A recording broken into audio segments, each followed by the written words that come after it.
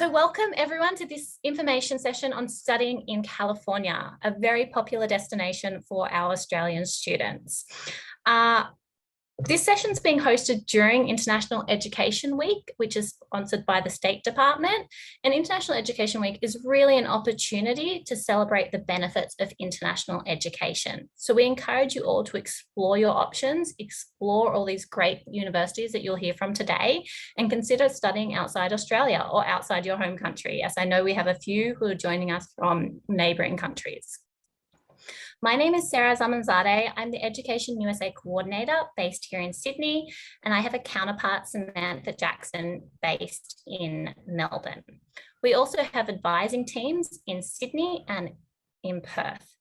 Education USA is a free service, and we're here to support students pursuing US study dreams and goals. Today, we are joined by 5 institutions from California. We're joined by California State Long Beach, California State San Bernardino, California State Northridge, University of California Riverside, and Pierce College.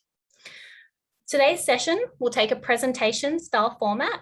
So we'll have approximately about an hour of presentations followed by Q&A. I encourage anyone to write a question throughout, anything they think of in the Q&A section, or there's also that opportunity to ask a question live at the end. And I would, if you were brave enough, encourage you to do that because it's always nice to hear someone online. The session is also being recorded for our Education USA Australia and New Zealand YouTube channel. So it can be rewatched or you can share it with friends who weren't able to join today. All right. So without further ado, I'm going to pass it over to Sean Cochran from California State University, Long Beach to get us started. Thank you, Sean. All right, thank you so much, Sarah. Thank you, Education USA, for inviting us. We always have such a great time meeting with students through Education USA. It's such a great service. So my name is Sean. I work at California State University, Long Beach.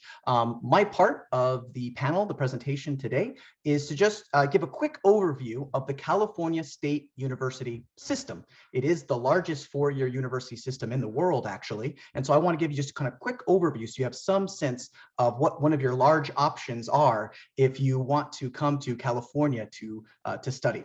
And so I'm going to begin with a short video that will kind of give you some kind of an overview of the Cal State system, as well as some of the campuses involved. So let me fire that up real quick. Welcome to the California State University, home to the most ethnically, economically, and academically diverse student body in the United States. As the nation's largest four-year public university system, the CSU provides extraordinary educational opportunities to 481,000 students on 23 campuses and 8 off-campus centers, stretching from Humboldt State University in the north to San Diego State University in the south. The CSU annually confers some 126,000 degrees and boasts nearly 3.7 million living alumni. In fact, nearly half of all the bachelor's degrees awarded in California are CSU degrees, and 1 in 10 California workers is a CSU graduate. The CSU is also home to 53,000 employees, faculty and staff who are diverse, dedicated, and committed to student success. Individually and collectively, faculty work with students to address real-world problems and engage in impactful research that benefits our communities. A degree from the California State University is not only highly valuable, it's also highly affordable. Nearly 80% of CSU students receive some form of financial aid, including scholarships, fellowships, veterans aid, grants, loans, and work-study options. The CSU is the key to California's brightest and most hopeful future, opening the door to educational opportunities for all and transforming the lives of students and their families. In a learning environment enriched by the diverse strengths of our students and faculty, we create leaders who bring new vision and strength to their communities, to California, and indeed to our nation and the world.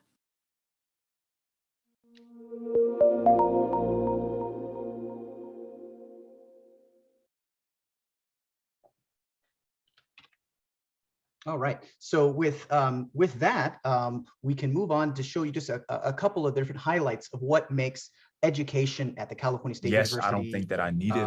I'm not afraid of COVID, but there. Close this there. What makes studying at California State University kind of a unique experience? You have a lot of options in California. It's a popular location, but we're just going to quickly go through some of the things that makes the Cal State system a little bit different. So as you probably heard from the video, we have 23 campuses, nearly 500,000 students enrolled in our programs, a huge alumni network, and what you will see is that even though we are a very large university system, and some of our campuses are quite large, my campus, Long Beach, has 39,000 students. You see that we keep class sizes small. Faculty are very much hands-on. They focus on teaching first, as well as the research centers that we have on campus, but they're teaching first, which means all of your classes are taught with those with terminal degrees, right? They have PhDs, they have those terminal degrees. You're not getting classes being taught by teaching assistants all the time and so forth. Maybe the labs are, but so the faculty are very much hands-on. They're usually connected in some way to the local industry or whatever their field is. We have lots of famous alumni. Here's some from my campus, including Steven Spielberg in our film school. So we've made a lot of strides to helping a lot of Californians and a lot of Americans successful. And so what makes each campus unique? So as I said, there was 23 campuses. So when you're trying to choose which campus you want to study at, if you want to go to Cal State, you have to think about the location, right? California is a big state. If you've ever looked at it on a map, right? We've got Northern, Central, Southern California. And there are CSUs all over the state. And so the location, do you want urban? Do you want rural? Do you want beach? Do you want inner city? You know, what kind of a campus location are you looking for? How big of a university do you want to go to? As I said, my campus is one of the larger ones, 39,000 students. Maybe you want a smaller campus. You have that option in the system. All of the programs and majors, there are some that you're going to find at every campus, right? Almost every campus will have computer science, for example, but some campuses will have programs that other campuses don't have because of where they're located and the faculty and the local economy that they're integrated into. And admissions requirements. So whether you want to come to study for a degree program, whether you want to come for just one semester or 1 year, each of the campuses will have slightly different admissions requirements, although there are some general standards. So for example, here's some of the unique majors that you might choose from. In Humboldt State at the very north, that's our most northern campus, they have wildlife management. Sacramento is our state capital, so they have governmental journalism, political science, of course, things like that.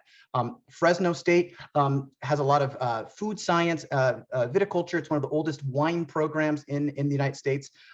My campus, Long Beach, is known for its marine biology because, as you can tell from the name, we're on the beach. We're about 2 kilometers away from the ocean.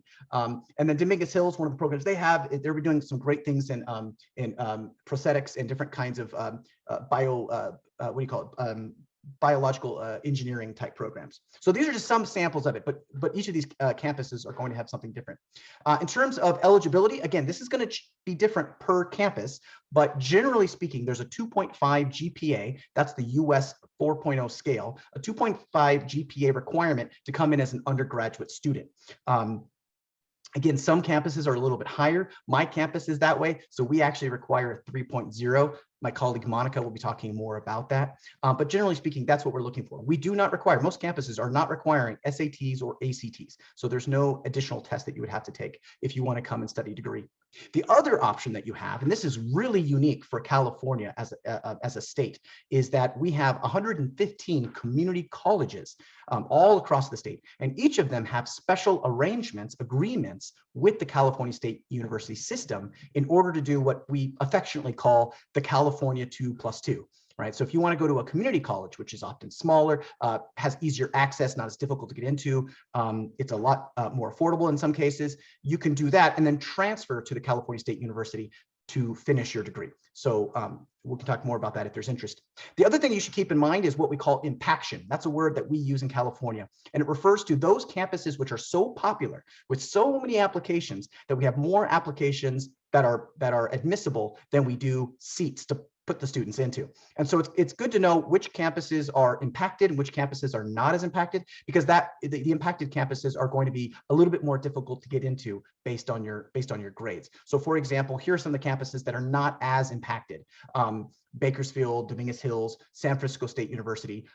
So these are some of the campuses that are not as difficult to get into because they just have that minimum GPA requirement, and their majors are generally open. There are some I think are represented on this call, such as Northridge, right? So that's certain majors might be harder to get into. And then there's the universities like mine, Long Beach, which is very popular. In fact, Cal State Long Beach is the most popular campus. We receive more applications than any other campus. I know that my colleagues on the call hate to hear me keep talking about that, but just so you understand, these are the campuses that would be a little more difficult to get into based on your grades. All of the campuses use the same application. It's called Cal State Apply. You can see the address there, or the URL there on there. You use one application to apply to as many campuses as you want. There's an application fee of $70. Some of the smaller campuses I know can waive that fee. My campus can't, but others can. And in terms of deadlines, these are the basic deadlines. But what you're going to find is that some campuses have much longer deadlines. So, for example, if you wanted to apply right now for the fall 2022 semester, our deadline is April 1st. Some campuses have even later deadlines, but these are sort of the minimum deadlines for the Cal State system. And with that, I'm going to hand it over to my colleague, Monica, who's going to talk a little bit about our campus, some of the special programs that Long Beach has, and why it's the best campus you want to choose. So thank you. Thank you for listening. Thank you, Sean.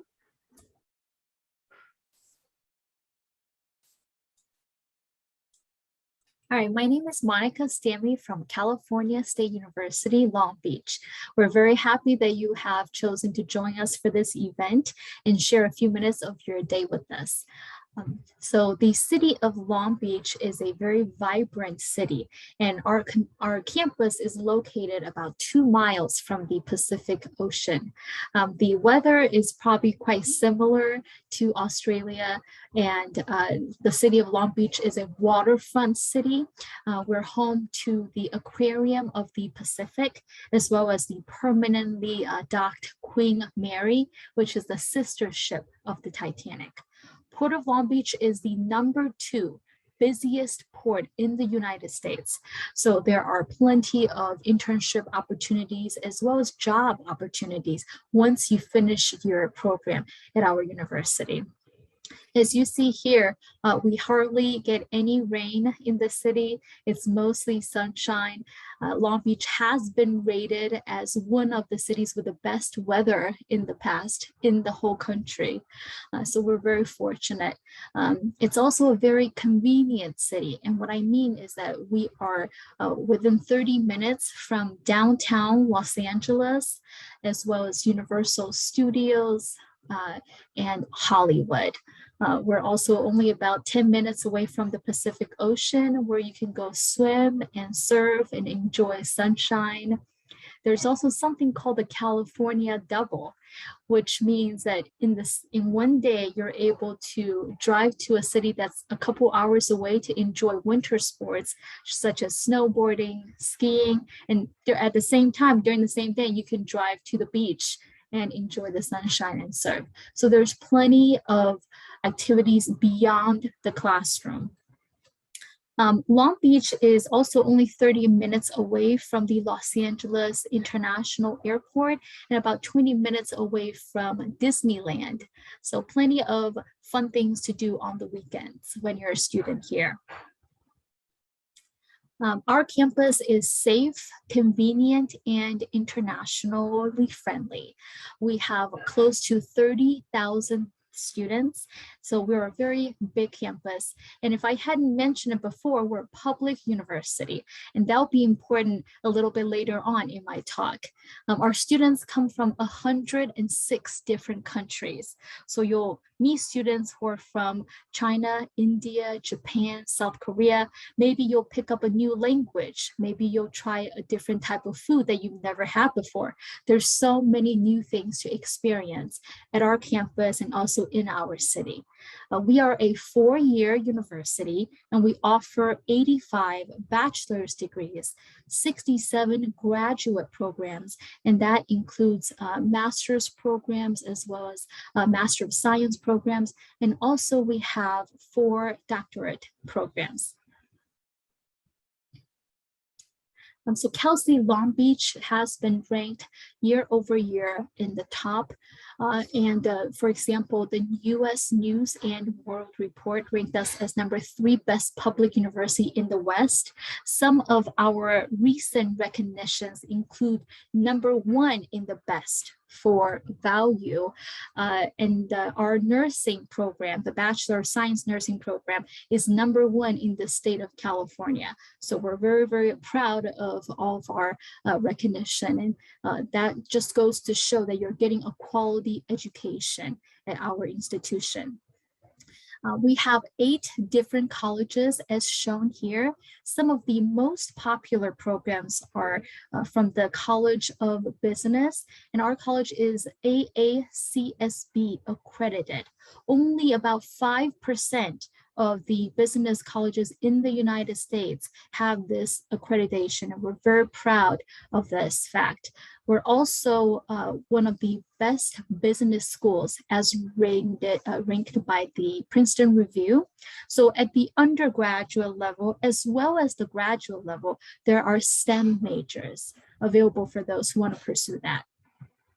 Next, College of Engineering is also one of our very popular majors, and our flagship program, Aerospace Engineering, is one to note, as well as many of the other popular engineering programs, such as computer engineering, computer science, electrical engineering. We also offer a PhD program in engineering and applied mathematics.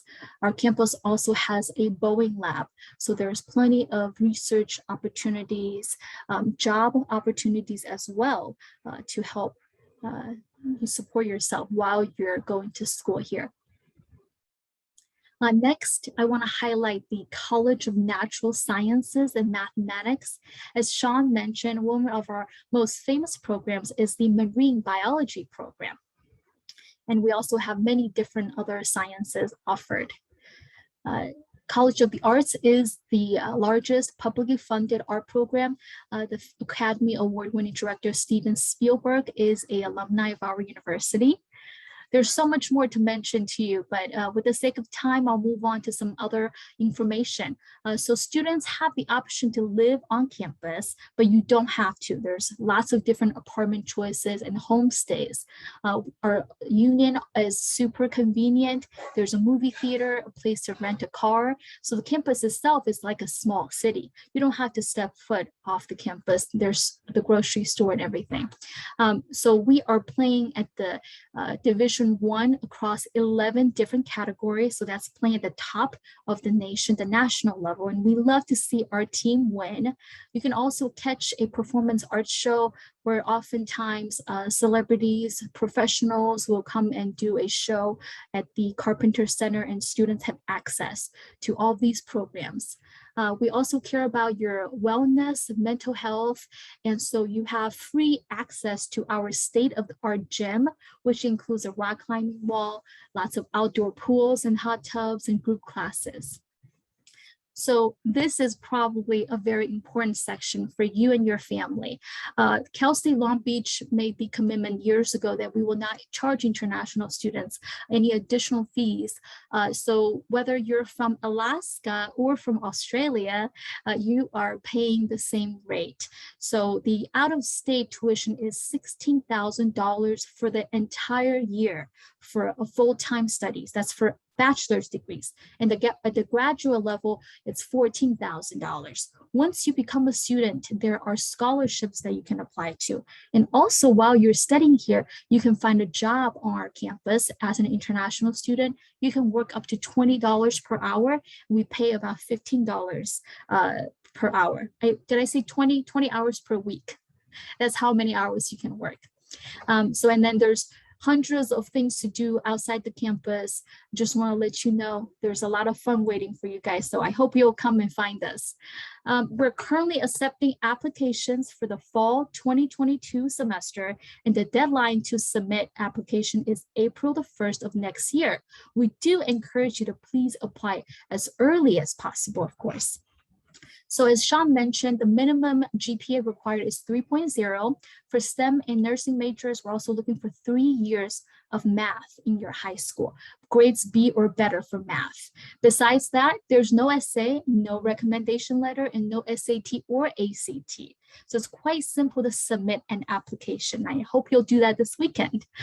We also accept transfer students. So if you already began your program in Australia, you can transfer to Long Beach after completing 2 years at home, and then you can apply as a transfer student. We just require 60 units and you having completed a math class at home. Here's some information about the graduate programs that we offer, and you can find out all this information on our website, calstate.edu/apply. If you want to take a screenshot of this, or actually this is recorded. So this is where you can submit your application. And lastly, this is how you can get in touch with us if you have additional questions. And please follow us on social media, CSULB International. Thank you so much for your time. I think we're handing it off now to Rebecca at our sister campus, San Bernardino.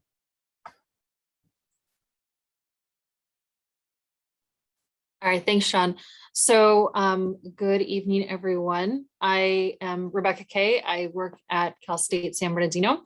I first wanted to talk a little bit about collegiate athletic programs. Sarah had mentioned that we may have student athletes that are going to be here and on the call. And in California, you'll see mainly two athletic divisions. And so I wanted to talk a little bit about them and what they are and considerations if you're looking to apply for an athletic program connected to your studies. So the first division that I wanted to talk about is the NCAA. That's the big one. That's the really famous one. This is a collegiate athletic association for bachelor degree seeking types of institutions. So community colleges don't participate in this division. And this is what you will see, I think, across the board with the public universities in California. My colleagues could correct me if I'm wrong, but I think everyone competes on the NCAA. As Monica had mentioned, Long Beach is a Division I campus. My campus were Division II. So we'll talk a little bit about what that all means as well. So across the NCAA, you have over 1,000 different colleges and universities that compete out of the around 3,000 institutions in the US. And there's over 102 different athletic conferences. So different regions and different sports compete in different types of organizations. Within the divisions, you'll see there's 3 divisions. They kind of function a little differently, and in terms of what the institution's expectations are, and then also what the funding opportunities are. So we'll take a look at that.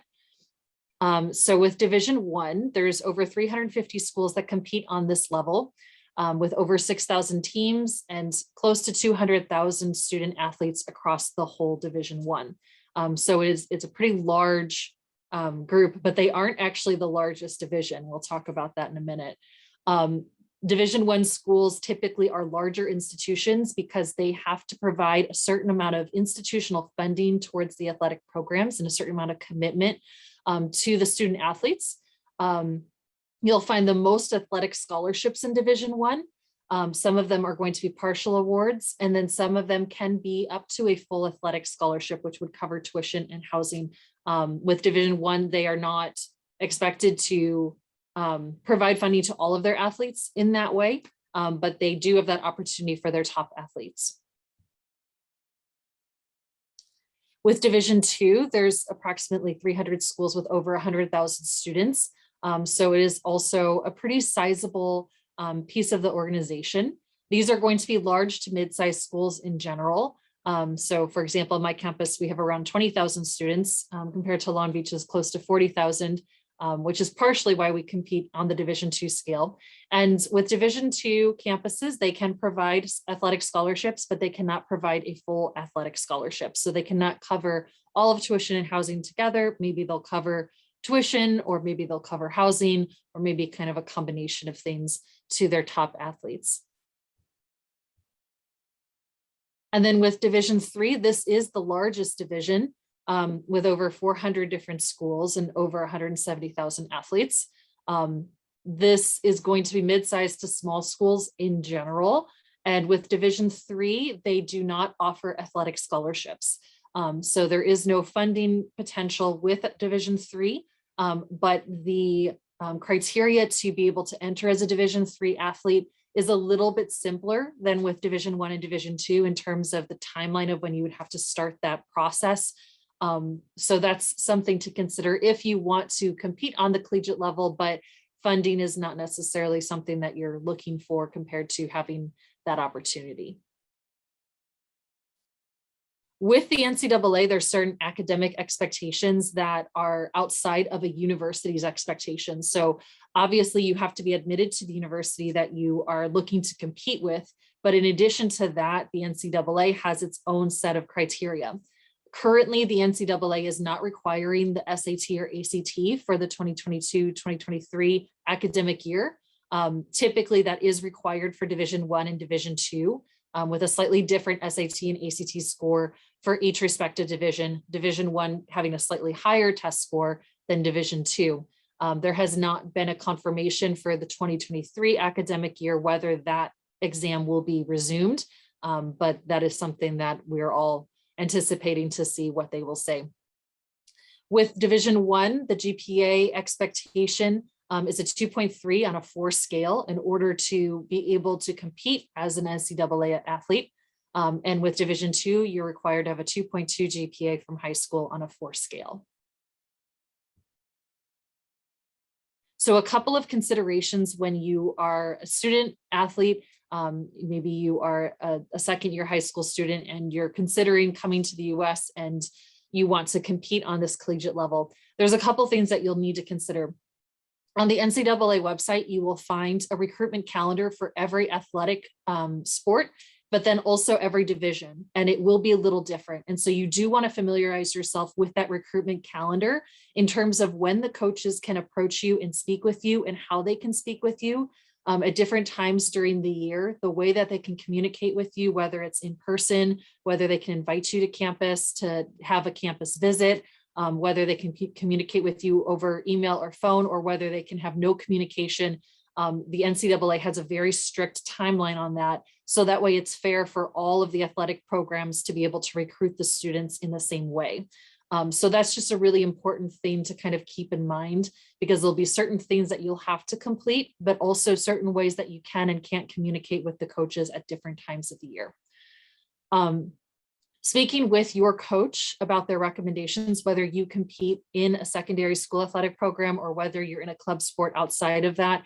If you know that you've had a coach who has had students go to the US, or maybe they were a student athlete in the US before, they may have some insight in terms of the athletic programs that may be best for you, or they may have connections with certain campuses that may be more helpful for you in terms of getting your questions answered. In terms of researching the universities, you'll want to identify universities that not only have your sport, but also have the academic program that you're looking for. This can be a bit of a fine dance sometimes if you have a very specialized sport, or if you have a very specialized program that you're looking for, but that information you can find online. And then another consideration too is a lot of students will focus on just Division I campuses and seeking applications to them. They are going to be the most competitive to get into their sports. And so it's good to consider Division II campuses as well, and maybe apply to a few campuses from each. I've had student athletes at my campus who have said that they were admitted to a Division I campus, but they were given a smaller scholarship than they were going to receive from us as a Division II, because their athletic ability was really good for our athletic competition, but for Division I, they had higher athletes that they wanted to provide more funding to. So that's something to also consider. With the coaches, like I said, you'll want to take a look at the recruitment calendar in terms of how you can contact them. Typically, initially, you can make contact over email or over phone, and then make sure that you're following the guidelines of how you can speak with them during the whole recruiting process. Another piece is maintaining a highlight reel. I also know that a lot of student athletes have built their own websites at this point as well to feature their videos and their different accomplishments and things like that. So whatever way you are able to share that information, make sure that that information is up to date. And this is really important too right now with as COVID restrictions start lifting, a lot of athletic programs have not really been inviting students to come to campus in the recruitment process. And so they've been looking at those highlight reels as a big part of the decision-making process for them. And then through your secondary school as well, you want to make sure that you're maintaining those academics, those GPAs that the NCAA sets is a hard line. You cannot compete if you do not have those GPAs from secondary school. And then also you'll want to register with the NCAA Eligibility Center. This can be found on the NCAA official website. It is a form that every student athlete is required to fill out in terms of their information, saying that they are applying to become a collegiate athlete. And then the second athletic program that I wanted to feature is the California Community College Athletic Association. So this is the collegiate athletic organization for California community colleges. You'll find across the US, there are a few different community college athletic organizations, kind of like the NCAA, but for the California community colleges, they all compete together under this athletic organization. Their process is going to look a little different. You'll see here, there's 108 different community colleges that compete in this athletic organization with 11 different conferences. So the community colleges in each of those regions will compete with each other primarily, and then potentially compete with some of the other neighboring regions on occasion. And they have 27,000 student athletes that participate in their athletic programs. With the CCCAA, they typically do not provide funding for student athletes, but it is a good window of opportunity for you to potentially be recruited into the NCAA as a transfer student. If you are looking at that community college route, there is that opportunity to compete with the CCCAA and then use that opportunity of competing as a way to be recruited into an NCAA program. With the CCCAA, they have a slightly different recruitment process. You'll want to take a look at the CCCAA website on their recruitment calendar. It's going to look a little different. And then also speak with your coach if they've been in contact with community college athletic organizations and what that process would look like and what their recommendations would be for you. With the community colleges, you're going to see a huge diversity of programs as well in sports at each campus. I know that there are a few community college athletic programs that have water polo. I've seen tennis, soccer. So you're going to see a whole bunch of different sports in different places. With the contact process as well, it's very similar to the NCAA. Within the window of the calendar, you can communicate with coaches, send them videos, and go through that recruitment process. The last piece there I think is really important. With the CCCAA, they have two different forms that you would need to complete. The eligibility form, which looks very similar to the NCAA's form of your formal kind of application to become a student athlete for the division, but then also the out-of-state student contact form. So for the community colleges in California, they're only allowed to recruit student athletes within their district or their region of California, just to make it fair for everybody that they're just recruiting within their kind of district, since most community college students will stay within their district for their studies at a community college. So for you as an international student, you'll need to complete the out-of-state student contact form, which then kind of waives that requirement that the coach can communicate with you and potentially recruit you from out of district. So those are two things that you'll want to kind of keep in mind and complete in time in order to be able to go through the athletic program. So then to give you a brief overview of my campus, I only have a couple of slides. And then if you have any other questions, my contact information will be at the end. My campus at San Bernardino, we've been around for almost 60 years. Like I said, we're Division II athletics. So we have 4 men's sports and 7 women's sports that you can compete in. We have over 600 international students. Several of them are student athletes. I believe right now we have student athletes on our golf team for men, women's soccer, men's basketball, women's basketball, as well as 1 or 2 students that are in our track and field program. We are on a semester schedule.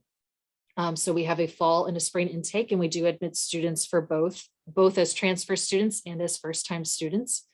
And then you'll see kind of where we are. We are east of Los Angeles. We're kind of the last big city before you get out to Palm Springs or Las Vegas.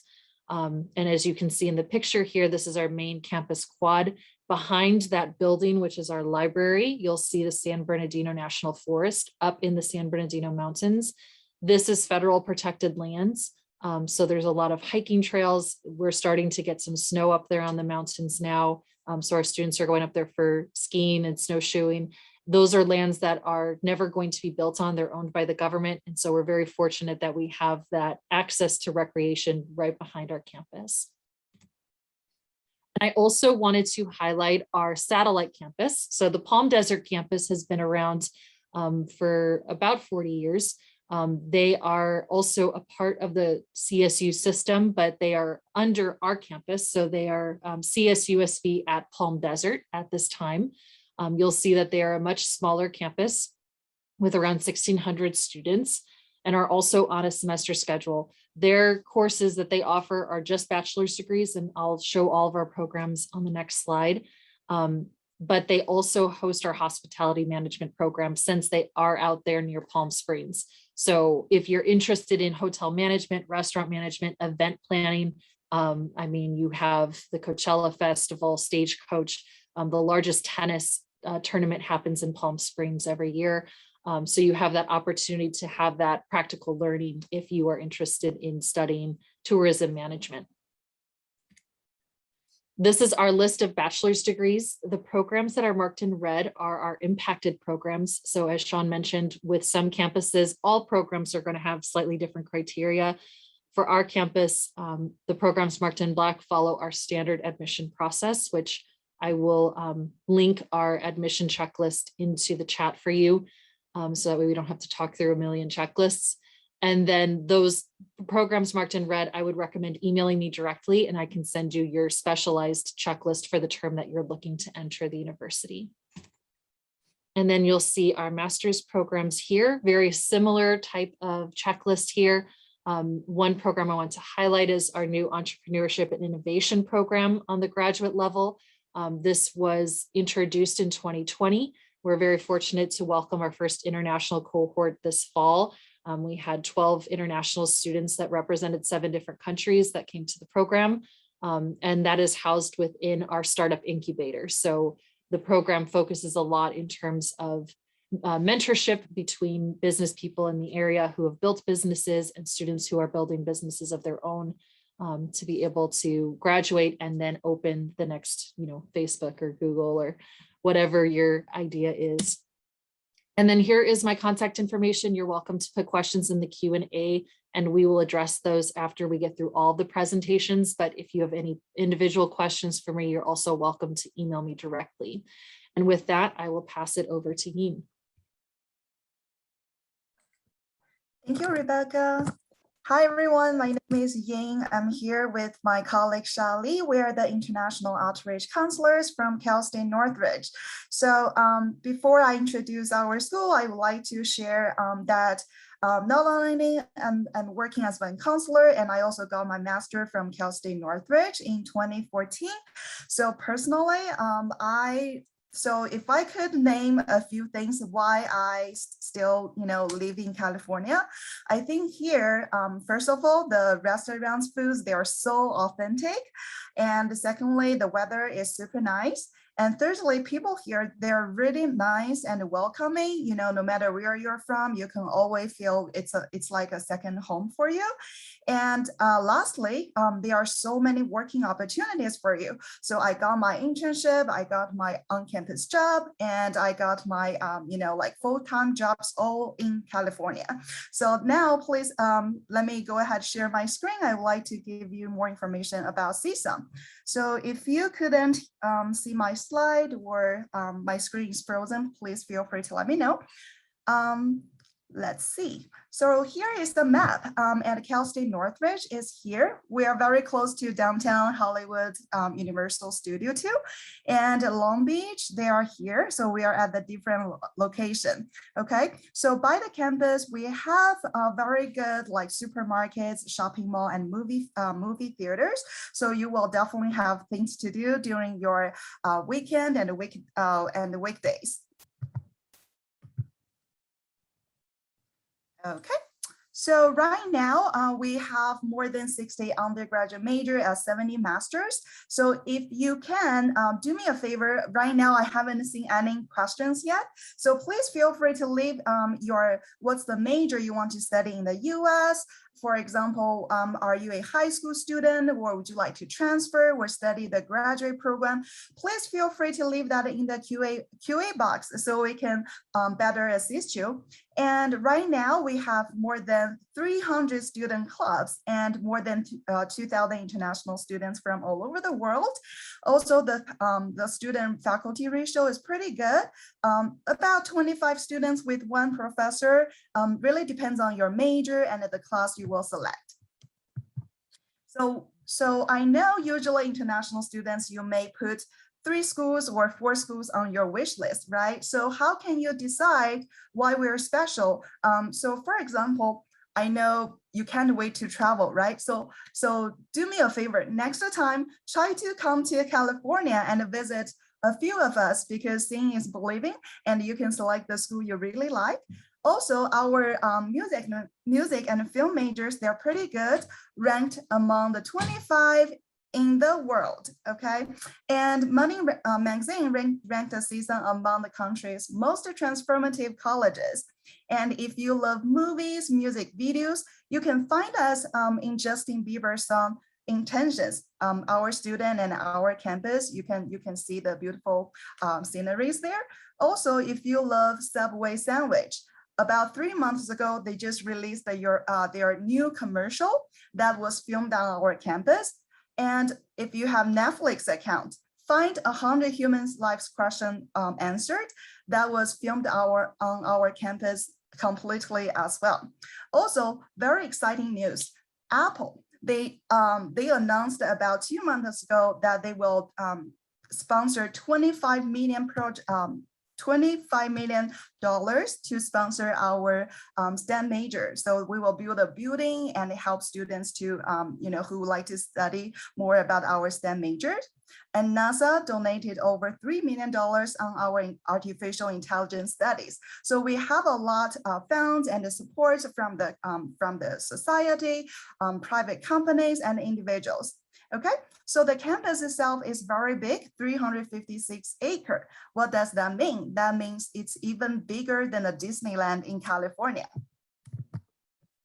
Okay, and here are the popular majors. For example, we have accountancy, biology, CTVA, finance, health administration, psychology, public health. Here are the popular majors, and international students, they always come to study engineering majors, and other finance majors. Here are just examples. You can definitely check our catalog and select the ones you want to study. Okay, and we know you care about the internship opportunities. Like you may have heard, you can work on campus up to 20 hours a week. Also, when you are about to graduate, we will help you apply optional practical training. It's a benefit that US government offered to you. With the temporary permit, you will be able to find the paid jobs and put that on your resume. So you can see some internship information here. And we care about your life on campus. So you need to study well, and you also need to have pretty good campus life. For example, we have Friday coffee hours, we have conference presentations, International Education Week, Student Association, and International Exchange Student Center. This is the office. They will help you maintain the F1 visa status.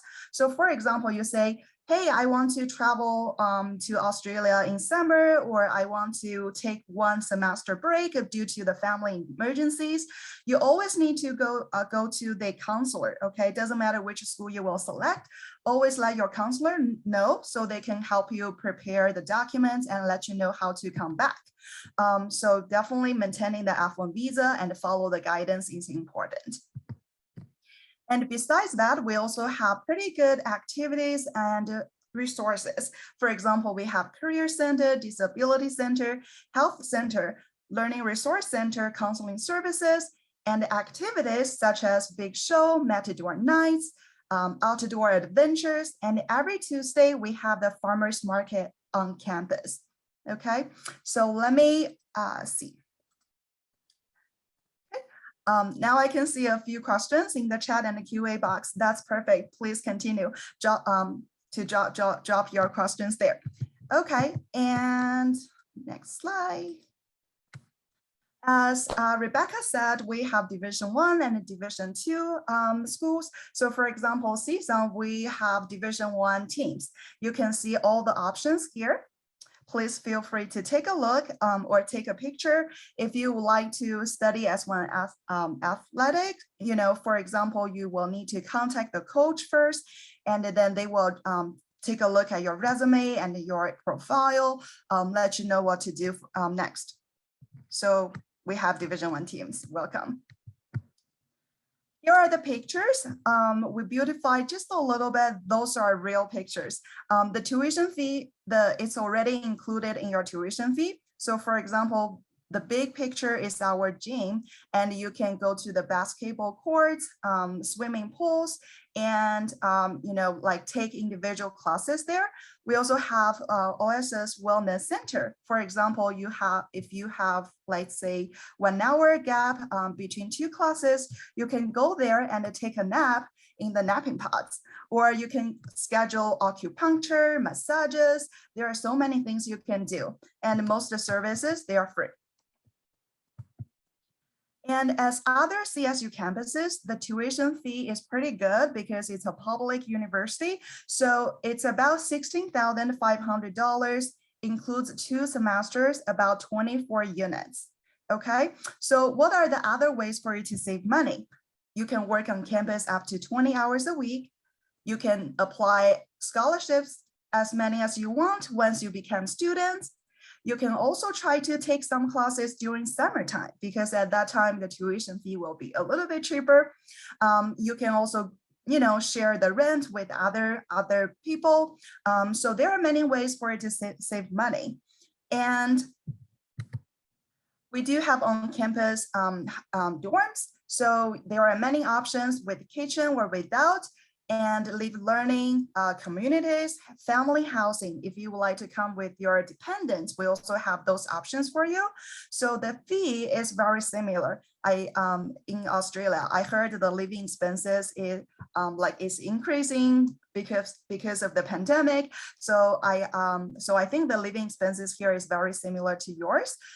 It's about $1,000 to $1,200 a month, and by living on campus, you can get free counseling services and you can meet friends easier. So if you can, I do recommend you to check the housing options on campus because we do the first to come, first to serve policy. So try to do that around February and March next year if you would like to study in the fall 2022 semester. All right, so fun parts. I would like to pass this part to my colleague, Sha, and she will introduce more information about our admission procedures. Hello, everyone. My name is Sha. As Ying just introduced, I'm another international outreach counselor. So in the next couple of slides, I will just briefly go over how you can get into the CSUN, including the admission requirements and the application process. Okay, so if you are a high school student and you just want to come to the United States for your bachelor degree, then the freshman's admissions is the option for you. As the other CSU, we only look at the one thing, which is your high school GPA. At CSUN, we need to have 3.0 in your high school GPA. and then no ACT or ACT is required, no letter of recommendation required, no essays. What you need to do is just to submit online application through the Cal State Apply, paid $70 application fee, then request the official high school transcript sent directly to CSUN International Admission, and then that's it. So it's really like straightforward and easy application process. Next, please. So if right now you are already started in the colleges or university in Australia or in other countries, and then you can consider about the transfer options for you, that you are transfer with certain units from your home university, and then take the rest of us as CSUNs and get a bachelor degree as CSUN.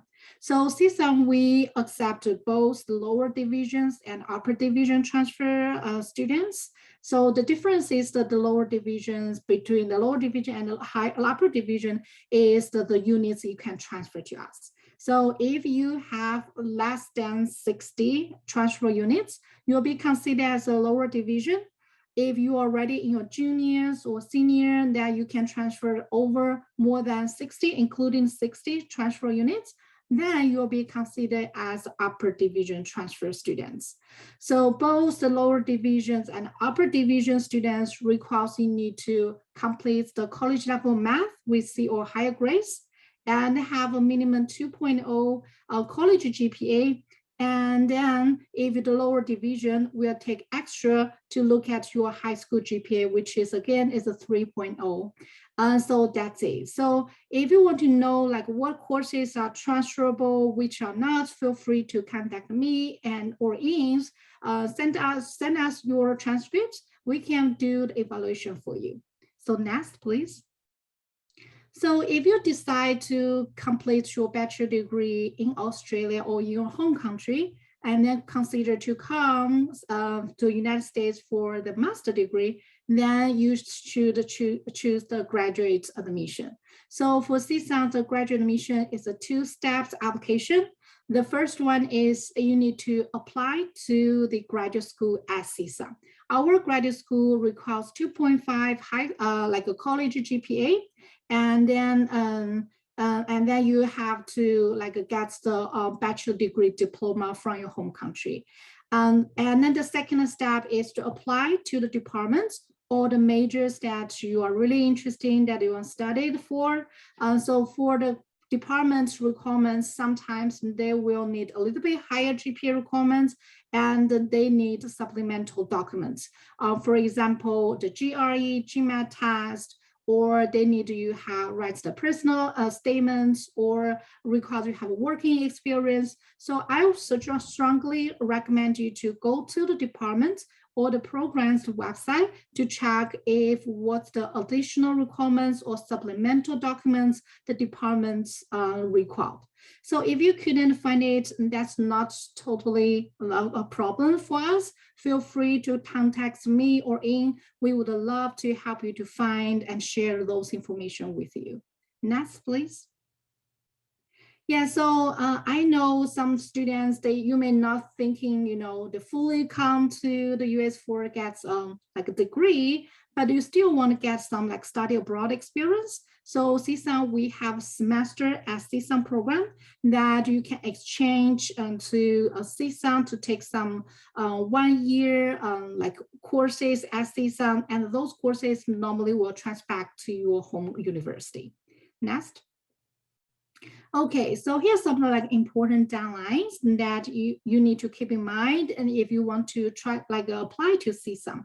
So CSUN for the fall 2022, our application start already, and the deadline will be this May 31st next year. So we do have a long application period, but I wouldn't recommend you to wait until May to apply, because it takes time for us to issue the I-20 for you to prepare and get the visa. So I would suggest you apply as soon as possible and no later than April. And then if you are interested for the spring CSUN, we also accept the spring admission. So for the spring 2022 is closed already, but you can stick in for the spring 2023. Our spring application is always starts in like August the 1st, and then deadline will be October 30. Okay, so next. Okay, so right now I'm just going to share with you about our contact informations. So we list here my name Shah and my colleagues in. So feel free to shoot emails with any questions or concerns that you want to know more about CSUN. And thank you for your time. So now I'm going to pass it over to Davey from UC Riverside. Thank you, Shah and Ying. Let me share my screen really fast. All right, good afternoon and happy Friday, everybody. My name is David. I'm the International Recruitment Specialist from UC Riverside. I'm sure some of you or most of you have heard about UC, especially some of our very famous campus like UC Berkeley, UCLA. We are a very big public institution, a big research public institution in California. We have 10 campuses overall in California, with 9 campuses offering undergraduate program. As you can see from the map, we are located all over California, from Northern California to Southern California. We have campuses on the beach, on the coastline, and then we have campuses in the valley, in a suburban area, as well as in a metropolitan city. Whichever campus you choose, you'll be sure to find a unique environment and setting with some unique programs and majors. But regardless, whichever campus you choose, you will always be guaranteed to have the same quality of education that's offered by a UC institution. So UC Riverside's history began in 1907 as the university's citrus experiment station. This was established to support the local, Southern California's citrus industry in the beginning of 20th century. And with the growing population in Southern California and the increase in demand for higher education, we formally joined the UC system as a general campus in 1954. And fast forward to this year, 2021, we are one of America's fastest rising university. We have been increasing our student body, recruiting additional faculties, and investing in our facilities and our campus in the past years. So we're located in pretty much the center of Southern California. We're in an area called Inland Empire. We're about an hour and a half away, or drive away, from many of the major destinations in the area, such as Disneyland, Hollywood, the beach, downtown Los Angeles. We have a Snow Mountain, Big Bear right behind us. Like Monica mentioned, our students are able, or most students in Southern California are able to enjoy 2 different sceneries in a day.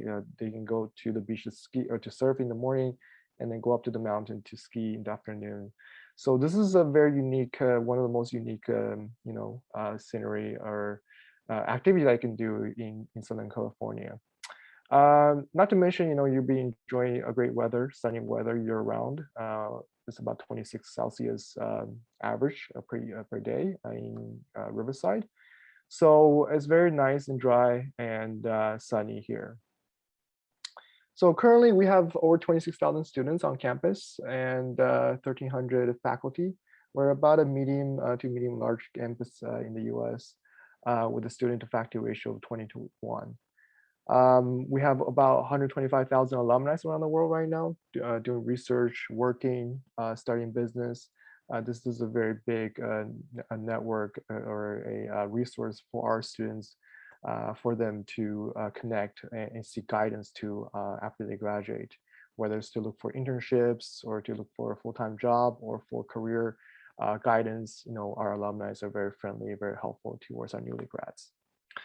We have over 3,000 students, international students right now, coming from 87 countries on our campus.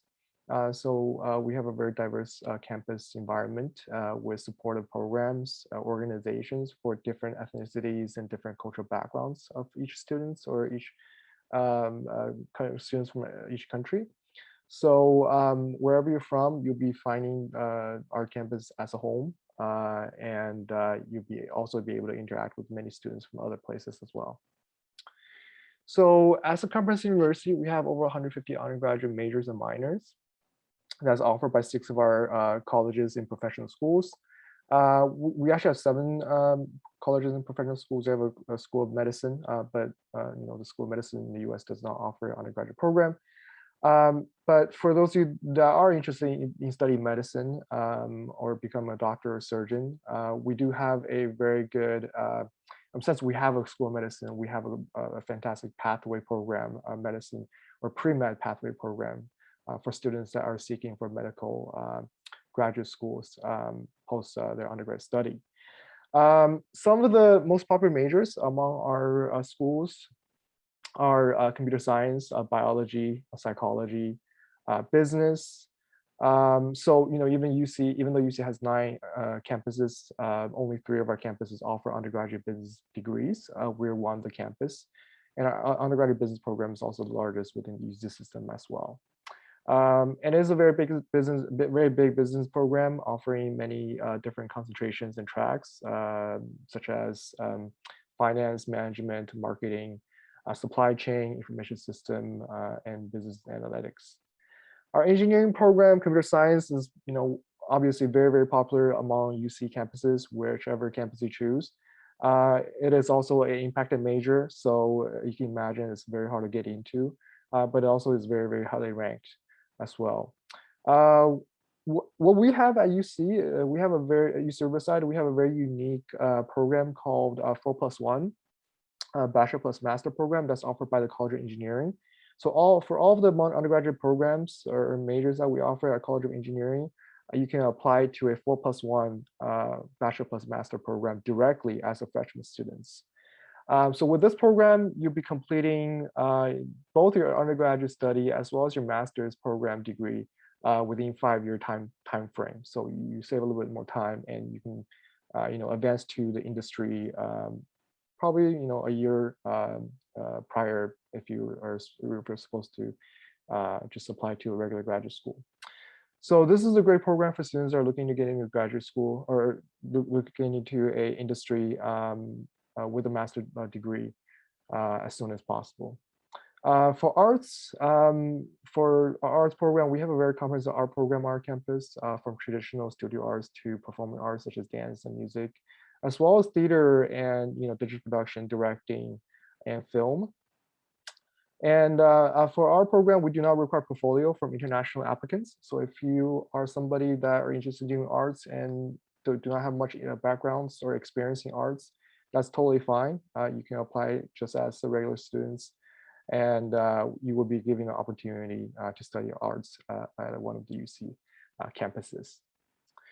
So I'm sure you guys have been seeing a lot of rankings lately, and we are very proud of our rankings as well. There are some rankings that we're very proud that we are being given.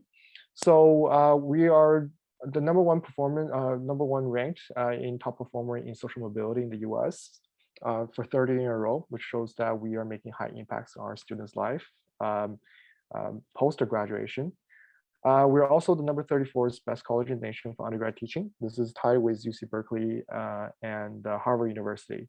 So even though we're a smaller school or less well-known international in the international education market, but we still offer a very strong undergraduate program on our campus.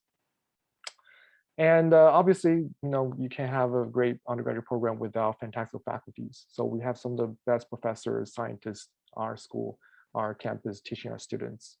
Right now, we have 2 Nobel laureates on our campus, Dr. Rishrak and Dr. Barry Barish, and with also over 26 National Academy members from the Academy of Science, Medicine, Engineering. All of these professors have undergraduate teaching responsibilities, so they will be teaching your classes. And you'll be learning with them directly and interacting with them on a daily basis as well. So being a tier 1 research university, so all of UC campuses, all of our institutions are tier 1 research campus or university. The biggest advantage or the best value that we provide is undergraduate research opportunities. And these type of opportunities are happening or available in all different fields, right? Not just science and engineering. They're also available in other programs as well as social sciences, business. So starting your first year, you can get into our labs, one of our state-funded research centers or our professor laboratories, work with our faculty, work with our graduate students, our PhD students, apply what you're learning in classrooms into real-world scenarios, right, to solve real-world problems. So this is very valuable. So over 50% of our students have participated in undergrad research, and we have way more openings, positions in our research facilities to accommodate the students that are seeking for these positions. So we strongly encourage all of our international students or our undergraduate students to look for these type of opportunities to get involved. So whether our students, whether you are looking for applying for graduate school after your undergrad study or getting into the industry, finding a job, having undergrad research experience is very valuable and very experienced in your application process or in your resume. So besides research, we also provide a lot of different supportive programs for your academics. We have the Academic Research Center. So a lot of these programs are offered by UC Riverside, also offered by other UC campuses. So Academic Research Center is pretty much offering all type of different tutoring or assistance for you for different subjects, anything from sciences like physics, chemistry to English writing, right? Anything you may need help on, you can make an appointment and come in and receive free assistance. Education abroad, we have a UC-wide program called UC Study Abroad program. This is probably the largest education abroad program in the world. We work with over 173 universities around the world, from Europe to Asia, and with accredited courses, UC accredited courses at each of these foreign universities. So you can take a quarter or a whole semester or whole year off, travel to a different place, different country like London, Paris, or Hong Kong or Singapore or Korea, and study there for a quarter, right, to experience different scenery, different culture. And this is a very fantastic program. You'll be able to graduate on time as well by taking UC accredited courses in these universities. So it's a fantastic opportunity for also not just for our domestic students, but also for our international students. And we also have mentorships for you. If you do need help with new student mentorship program, we'll pair you up with the upperclassmen if you need that. They will be able to help you, guide you throughout your first year in college. And obviously there's many more supportive programs just like this to help you succeed and provide you opportunities that you may need to succeed on our campus. So career is something that we focus on heavily at UC Riverside. We have a career center, a full service career center with 30 full-time staffs available, just to help our students, right, to guide them to look for jobs. We want to make sure that our students are successful after they graduate as well. Finding a job means a lot, especially for international students, right? So we are able to work with our students on a one-on-one basis, as well as providing some tailor-made, customized workshops, information sessions for our students, especially for international students, to provide them with any tool that they may need to get that first interview, get that first part-time job, or that first-time full-time job. So this is something that we've been doing really well, especially with the connections that UC has with all the local employers in California. One of the biggest reasons why students choose California to study is not only because of the weather, the fun stuff that we offer, right, but also because of the employment opportunities that we offer. Because we're the largest economy in the US, we're the 5th largest economy in the world if we're taking it as a country. So there's a lot of Fortune 100 companies that are based in California. These big industry partners that we work with hire a lot of our students annually, right? A lot of our alumni is working in these companies that come back to our campus to hire our students. So we organize a lot of career fairs every week, every month, every quarter for our students to get engaged with the employers to receive the most up-to-date informations. You also have the choice to work on campus if you want. As international students, we hire over 2,000 students every year to work with or work in any of our departments, not just in our laboratories, but also in our departments, as well as in our housing facilities, dining facilities. So there's an option for that as well.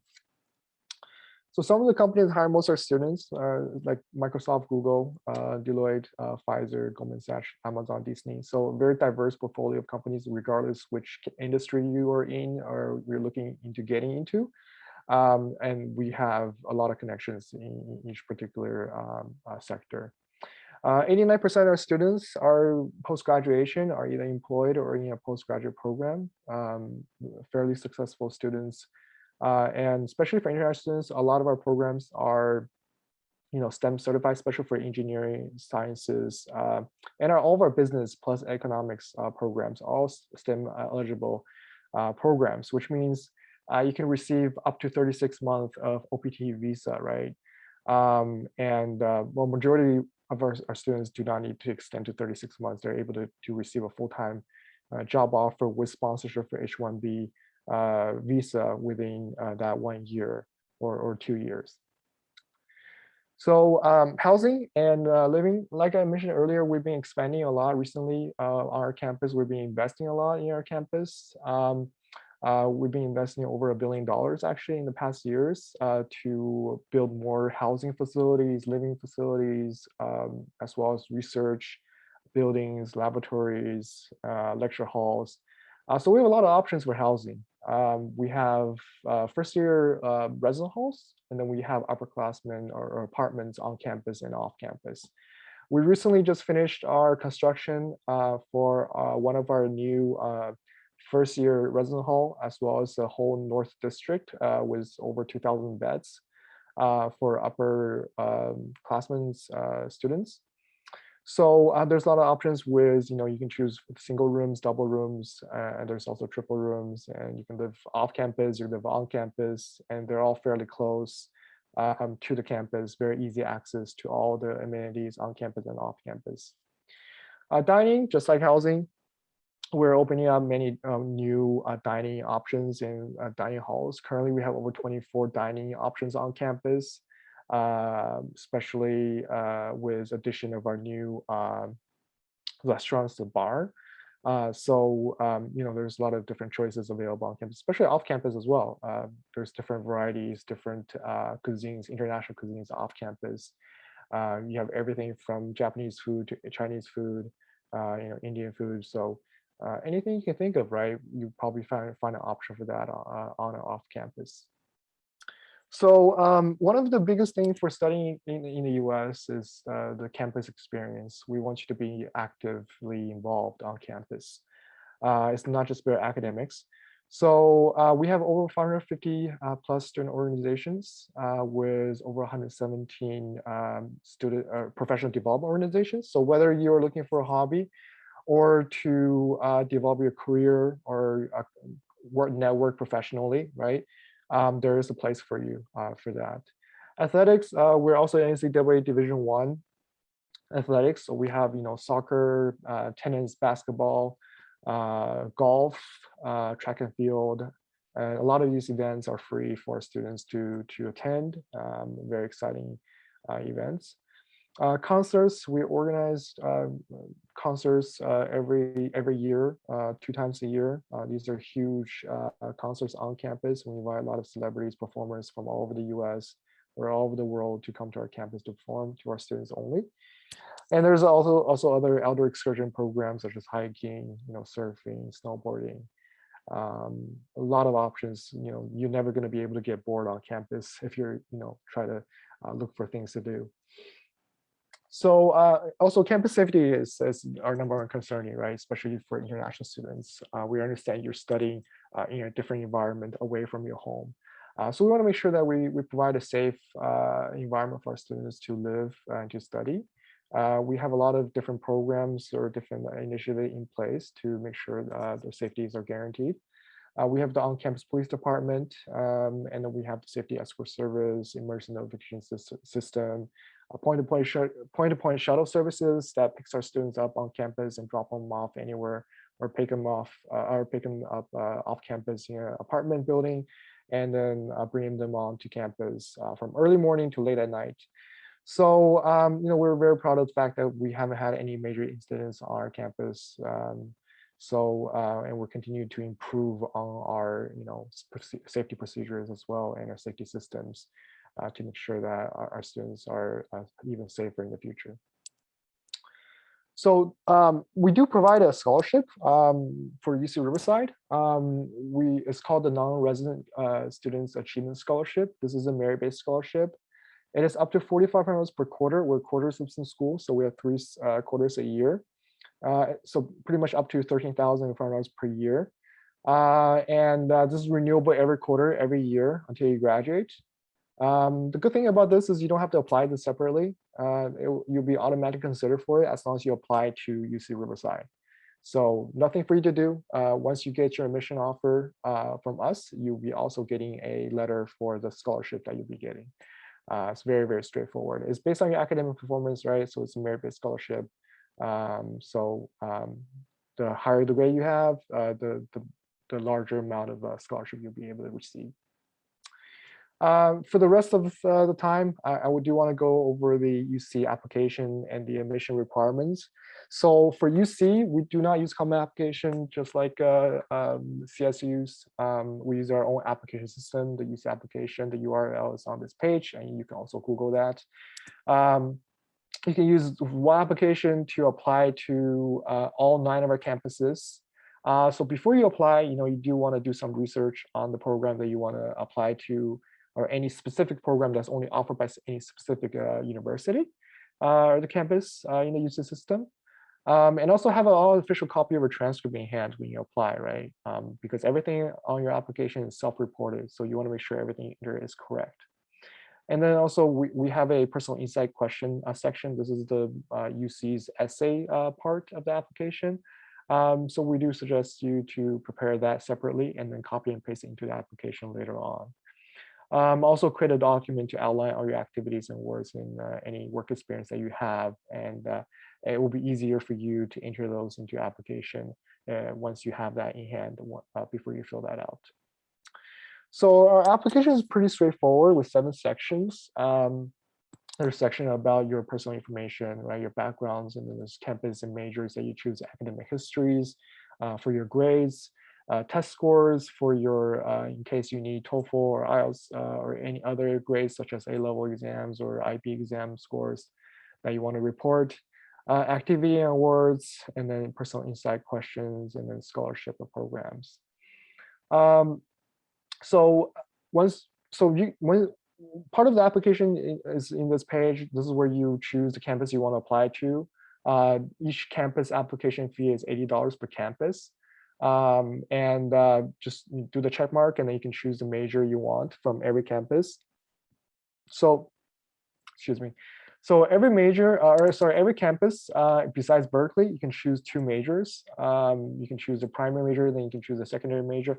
We will always do our best to accommodate you for your first major choice. If we cannot, then we'll do our best to accommodate you for your secondary choice for the majors. For those of you that are not sure what you want to do yet, what kind of program you want to apply to, many of our campuses offer undeclared program or undeclared major. You can choose that, and then once you come here, get enrolled and start taking some classes and know what you want to do, then you can transfer into that specific major. So again, some tips for the international applicants. Please make sure the grades and the course that you enter are correct. So you should have your transcript in hand when you report, when you fill out all the informations. And make sure all the grades and marks are original grading scale, the local grading scale. We will do the conversion. You do not have to do that. We will convert it to a 4.0 base GPA. Please don't do your own conversion. The UC system does our conversion together in the system. So for admission requirements, so with one application, UCs also share the same minimum requirements for admission. So you will find the admission requirements the same for all UC campuses. Obviously, some campuses are more impacted than others, so it's going to be harder to get into, even though if you made the minimum requirements. Basically, the first requirement is GPA requirements. We require our international students to meet a minimum GPA of 3.4 and above on a 4.0 basis. We do weight your grades for the UC approved honor courses. So those includes AP courses and IB high level courses. So those courses, the grades from those courses will be able to give you a little bit bump on your GPA. If your native language is not English, which assume this probably does not apply for students in Australia, then we do need students to meet English proficiency through testing, right? And finally, UC is not, we do not use SAT, ACT. We're test blind or we're test free. None of our campus use ACT or ACT for admission purposes and scholarship awarding purposes. Even if you submitted SAT, ACT score to us, we will not use it for your admission evaluation during the whole process. So you do not have to worry about this exam at all. Finally, the application is available or opens every year, August 1st. The application period, the submission period is November 1st to 30th, so it's this month and it's soon, right? So if you're in 12th grade right now, if you want to apply to UC, you should be filling your application right now. Thankfully, it's very straightforward, it's very short. You should be able to complete it within a day without much of a problem. We only have one intake for UC. We only have fall intake, one period. So this is the only period where you can apply per year, every year, right? Again, UC does not participate in early action or early decision. So only one intake or only one application period. And the application fee, like I mentioned, $80 for international students per campus. And currently, I believe we do not have any application fee waivers for our international students. So, okay, so that's pretty much all I have for today. If you guys have any questions, feel free to leave it in the chat or in the Q&A section. And also, I'll leave my email in the chat later on as well. If you do need to reach out, feel free to contact me. With that, I'll pass it on to my colleague at Pierce College, Abby. Thank you, David. Mm-hmm.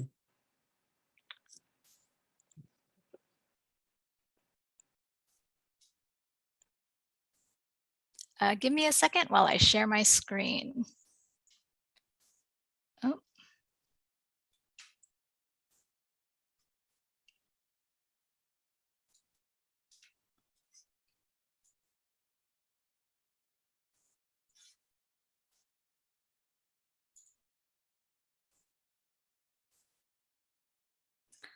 All right, so hello, everybody, and thank you for staying until the end. My name is Abby, and I will be presenting on Pierce College with Donna Covarrubias.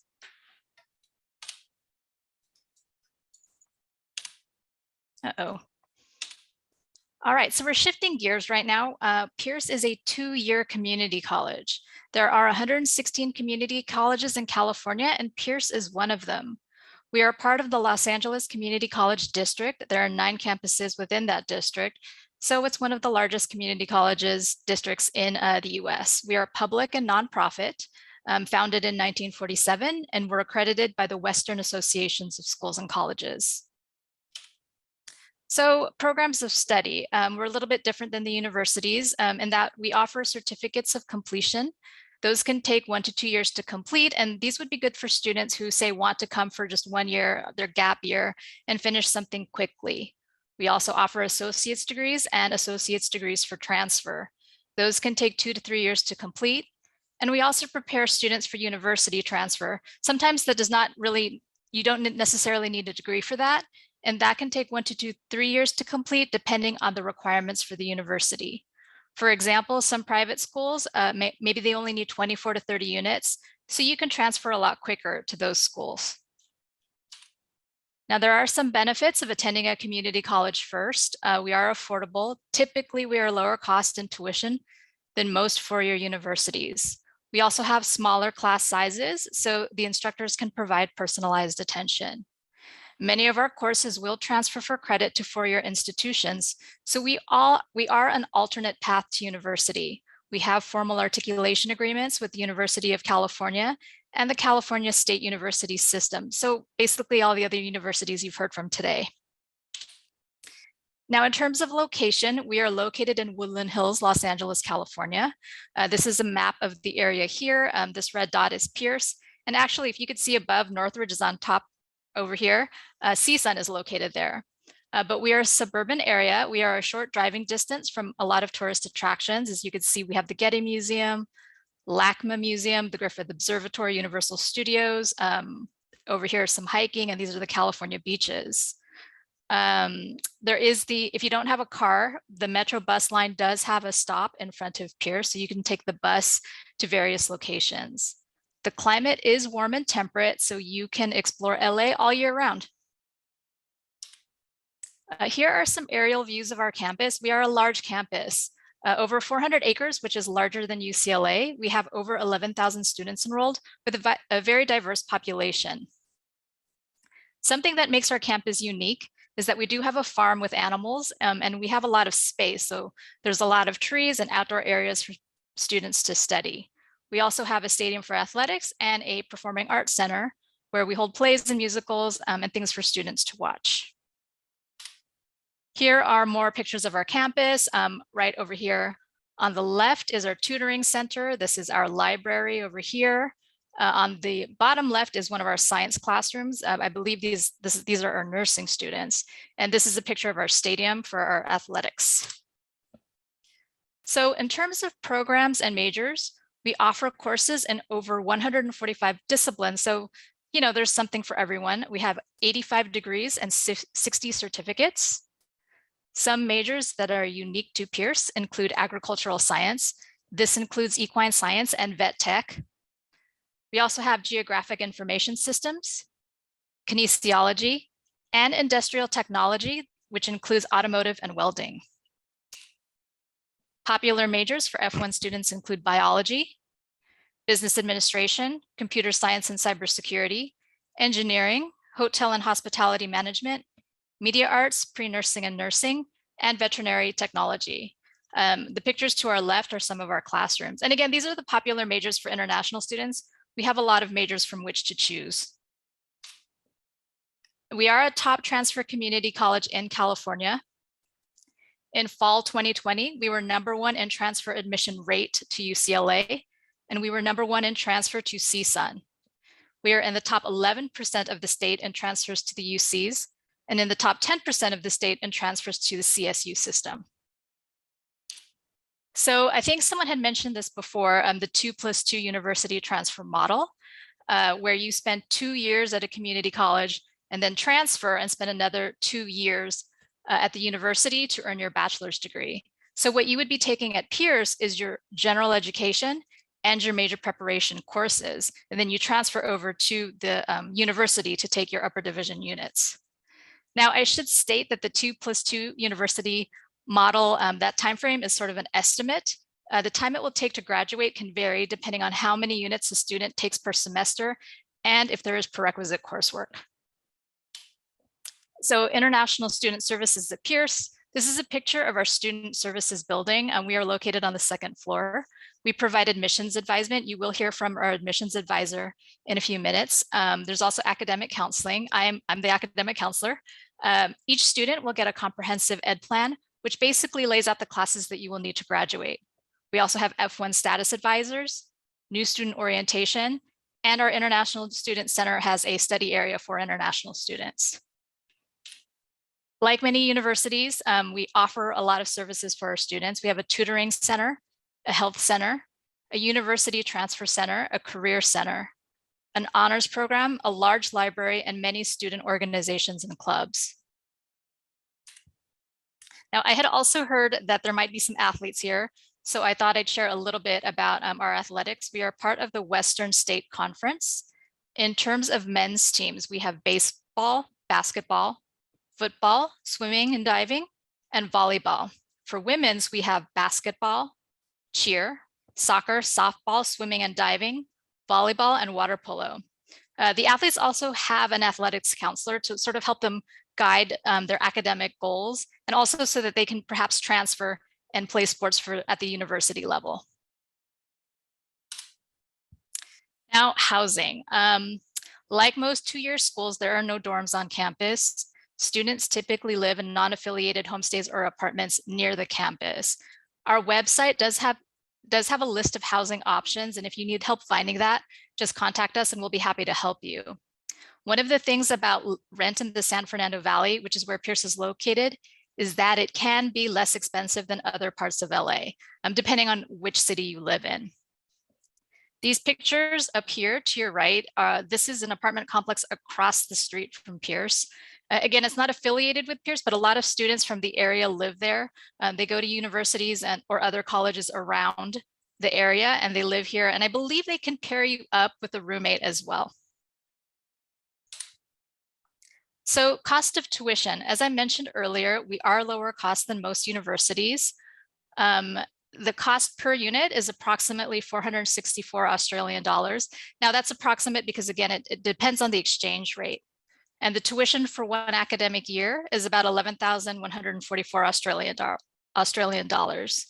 And again, that depends on the exchange rate. Our website has a list of other estimated housing expenses, including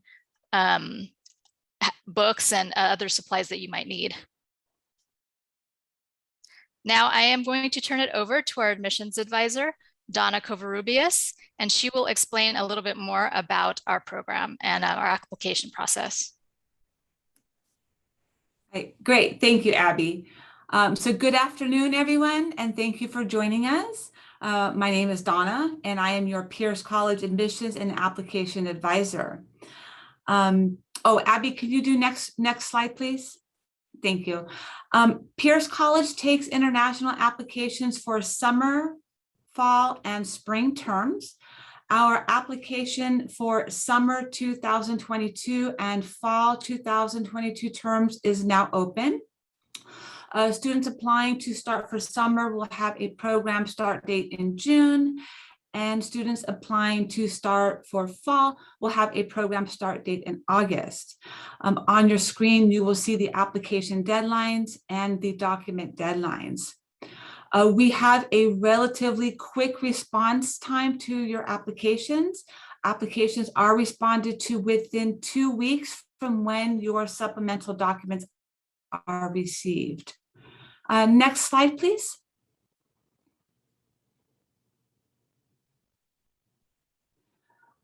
Okay, so Pierce College GPA requirement is 2.0. We do not require the SATs or the ACTs, and we do not require a personal statement. If you would like to learn more about our application process for Pierce, please join me at one of our upcoming virtual information sessions. It's via Zoom. And on your screen, oops, you will see the dates and times and the Zoom links. You also may contact our office via live chat, video chat during our office hours. We have email or phone, and my contact information is listed on that screen too. Thank you for your time, and I now will hand it back to Sarah.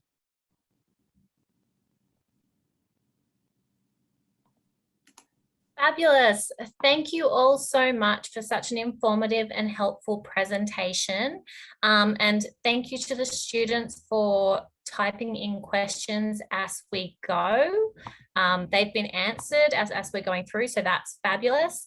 If anyone would like to ask a question live, you can do this by clicking the raise your hand icon at the bottom of the screen.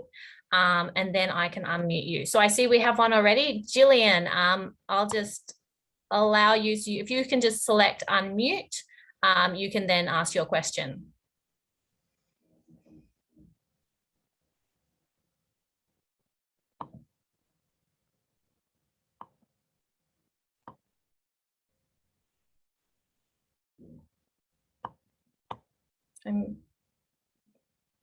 Jillian, are you able to unmute yourself now?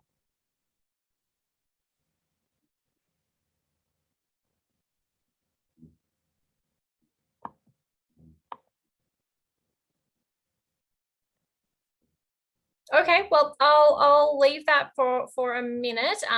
It is on a setting, Jillian, where you should be able to just unmute yourself. But if there's an issue and you don't want to ask a question, no problem at all. We had a few questions pre-submitted.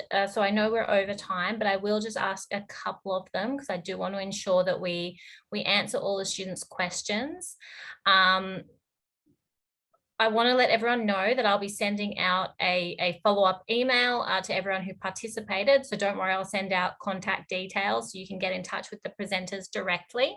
But one of the questions we had come in is, how do I maximize my chances of getting accepted into a Californian university? And this would be, I guess, particularly relevant for those heavily impacted campuses at CSU or UC at the extremely competitive campuses. So if someone would like to give that a go, that would be great.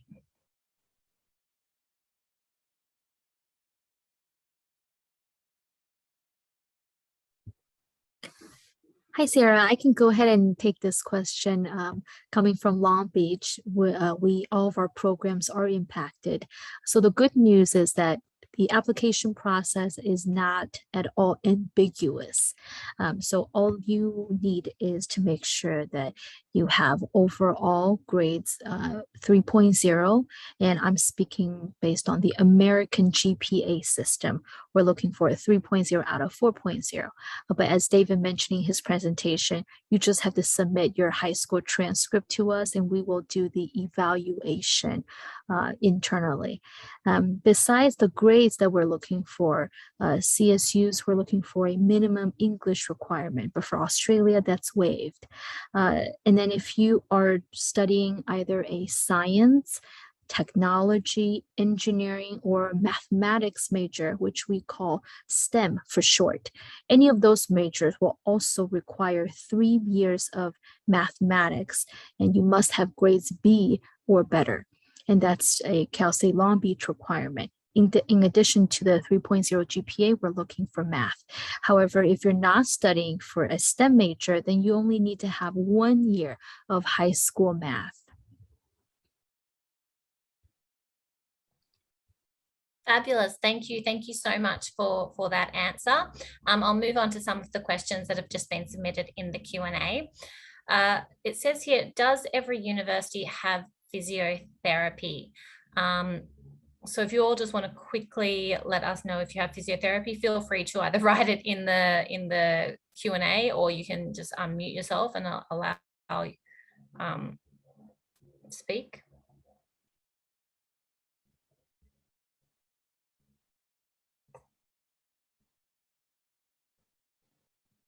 Maybe I'll just get universities to type in the answer to that in the Q&A because it's quite particular.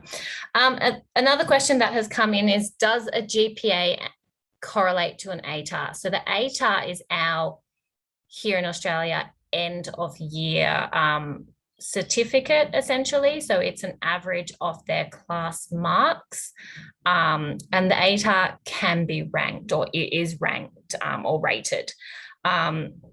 So I'll answer that. An American GPA is taken from your high school grades. Whether the US university will use the ATAR or whether they just use your end of schooling year 12 grades, it is up to the individual university. But they will be looking at the individual grades that you got in each of your classes, and they look from years 9 through to year 12. All right, brilliant. We have run a little over time, so I will leave the other pre-submitted questions for now, as I will be sending out everyone's contact details. If any student didn't have their question answered today, please feel free to email directly, either EducationUSA or the direct university that you'd like to speak to. And there's just one final question that's come in is, do you need an ATAR to get into a US university? So first I will ask to our presenters, and we'll start maybe with David because UC Riverside seemed quite competitive. Do you use the ATAR, or do you know what the ATAR is? Is that the mission ranking for Australia's education system? That's correct. And the reason I ask if you know what it is because some unis, if they know it, they use it. If they don't, they just use the year 12 grades. We're just using internal grades, your internal marking. So yeah, we don't have to worry about the ATARs. Perfect. Thank you for that answer. Does anyone else differ? Does anyone use the ATAR over the year 12 grades? Pierce College will not use the ATAR. Just look at the grades. Great, thank you very much. So for Australian students, I know that that can be confusing, but that ATAR really is a ranking to get into Australian universities. All right, brilliant. Well, thank you. Thank you for all the questions. We'll wrap up the session now. Thank you to all the presenters. We really appreciate this information. This session, as I said, is going to be on our YouTube channel shortly. So anyone who wants to find out about studying in California, please recommend they join our YouTube channel. I'll be sending a follow-up email directly after this as well, with links to help you on your way. So thank you everyone for joining us today. And I hope everyone has a good evening.